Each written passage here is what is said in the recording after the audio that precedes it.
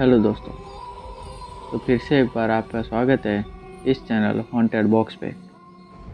और मैं हाजिर हूँ एक और नई और डरावनी कहानी लेकर।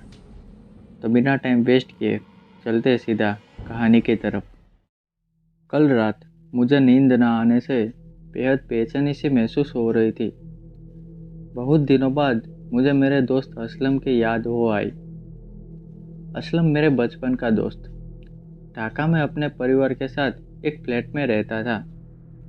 उससे आखिरी बार बात हुई थी कोई 4 महीने पहले, जब हम दोनों साथ में ढाका से कोई 200 मील दूर एक छोटे से कस्बे में किसी कारण से गए थे।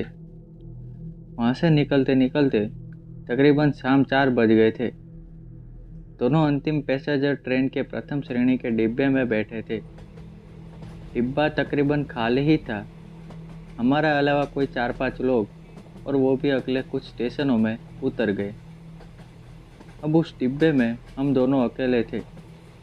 क्योंकि ट्रेन पैसेंजर ट्रेन थी और बहुत धीमी भी, हम बाहर को देखते हुए आपस में इधर उधर की बातें कर रहे थे। शाम हो जाने से उजाला काफ़ी कम हो चला था और हमने तब भी लाइट नहीं जलाई थी। अतः बोगी में अंधेरा कुछ ज़्यादा ही हो चला था। बहुत देर से असलम चुप बैठा था, किसी सोच में, पता नहीं किस सोच में डूबा हुआ था। मैं भी अपने विचार में डूबा हुआ था कि असलम ने एक अजीब सा प्रश्न किया। बेनजीदा, आप आत्मा में विश्वास करते हैं? उसका प्रश्न इतना अचानक था कि मैं बुरी तरह से चौंक गया। मैंने उसकी ओर देखा तो उस बढ़ते अंधेरे में उसका मुंह एकदम सफ़ेद हो रखा था और वो अपने आप में ही डूबा हुआ था। मैंने कहा, ठीक से तो बता नहीं सकता हूँ दोस्त, क्योंकि मुझे कभी उनका एहसास नहीं हुआ। फिर वो उसकी सोच में वापस डूब गया। ढाका पहुँचते पहुँचते तकरीबन 11 बज चुके थे और स्टेशन से हम दोनों बाद में अलग होकर अपने अपने घर के लिए चल दिए। उसके बाद मैं अपने काम में इतना मग्न हो गया कि इस बात को मैं बिल्कुल ही भूल गया। कोई 3 महीने बाद एक दिन शाम को असलम के अब्बा का फ़ोन आया।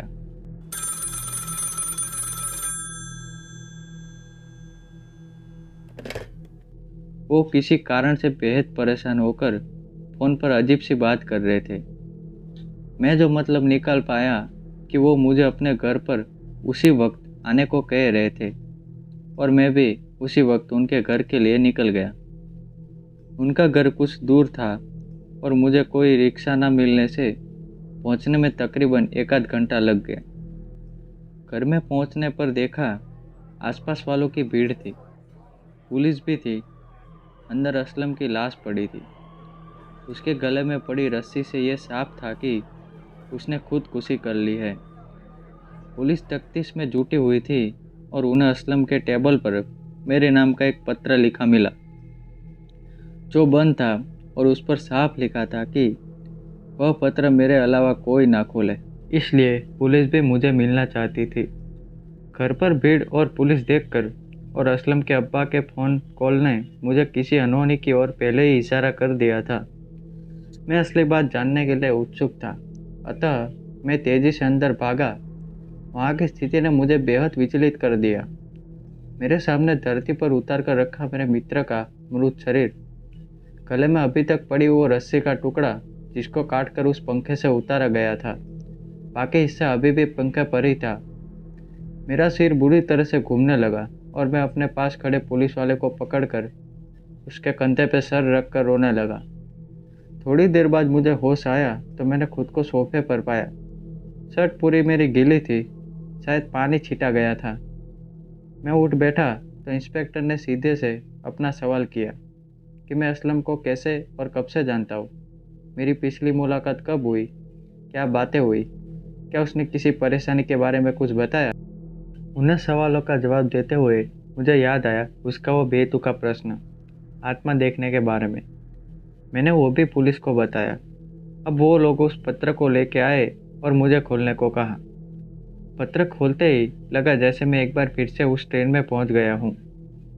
उसमें लिखा था, बेनजीदा, मैं आपको उस दिन जो कुछ बताना चाहता था, उस दिन तो नहीं कह सका।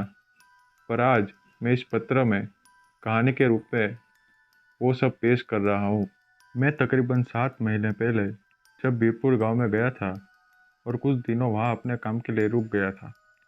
वहाँ मेरे साथ एक आदमी रहीम काम करता था, जो कि अपने पिता हकीम खान के साथ रहता था।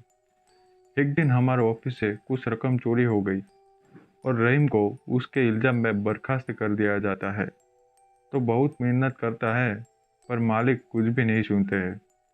जिस समय वो चोरी हुई थी, उस समय हम लोग उस स्थान से दूर दूसरी जगह काम कर रहे थे और मैं मालिक से ये बात बोलकर उसको इल्ज़ाम से मुक्त करवा सकता था, लेकिन मालिक जी के गर्म मिजाज के वाकिफ में उसको कोई मदद नहीं कर पाया। उसके बाद अगले दिन गांव के बाहर बरगद पर उसकी लाश लटकी मिलती है। अगले दिन ही उसके पिता की लाश भी उसी पेड़ पर लटकी मिलती है। सभी बहुत दुखी हो जाते हैं। मैं तकरीबन 2 दिन बाद बस एक बार उस इलाके से गुजर रहा था, तो मैंने उन दोनों को उस पेड़ के नीचे बैठे देखा। दोनों ऊपर से तो मुझे दिख रहे थे, पर उनका नीचे का हिस्सा मुझे नहीं दिख रहा था। मुझे देख दोनों मेरे पास आकर कहने लगे कि मैं अगर चाहता तो मालिक को समझा सकता था, लेकिन मैंने नहीं किया। अब वो दोनों मुझे नहीं छोड़ने वाले। उस दिन के बाद से वो रोज़ रात को आते हैं और मुझे सोने नहीं देते हैं। मैं बहुत सारे डॉक्टरों से भी मिला, पर ठीक नहीं हो पाया। मैं डर डर कर जीने को मजबूर हो गया था, इसलिए मैं अपनी ज़िंदगी समाप्त कर रहा हूँ। अलविदा।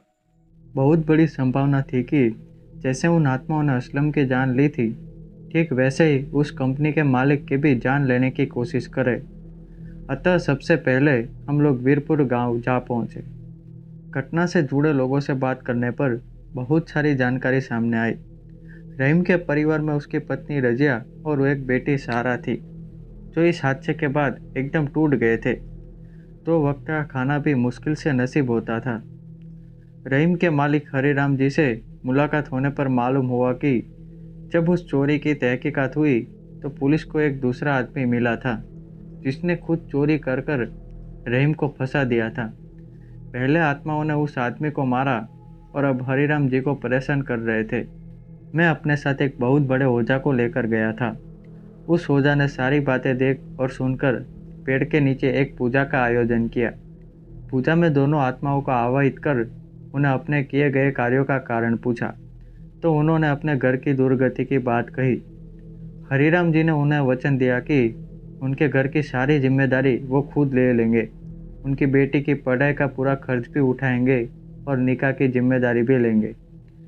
उसके बाद फिर उस गांव में कोई भी परेशान नहीं हुआ। मैंने रहीम की पत्नी को अपना फ़ोन नंबर दे दिया कि किसी भी परेशान में मुझे बताए, मैं मदद दूंगा। रात को बीरपुर से ट्रेन में बैठ गए तो लगा जैसे प्लेटफॉर्म पर कोई खड़ा हाथ हिला रहा है। आखिर असलम की उस गलती को ठीक कर कर उसकी भी आत्मा को शांति हो, ऐसी प्रार्थना की। तो बस इतना ही था आज की इस कहानी में। आशा करता हूँ कि आपको ये कहानी पसंद आई होगी, और अगर फ्यूचर में भी ऐसी ही कहानी सुनना चाहते हो तो इस वीडियो को लाइक और चैनल को सब्सक्राइब कर देना। तो बस मिलते हैं अगली कहानी में, तब तक के लिए अलविदा।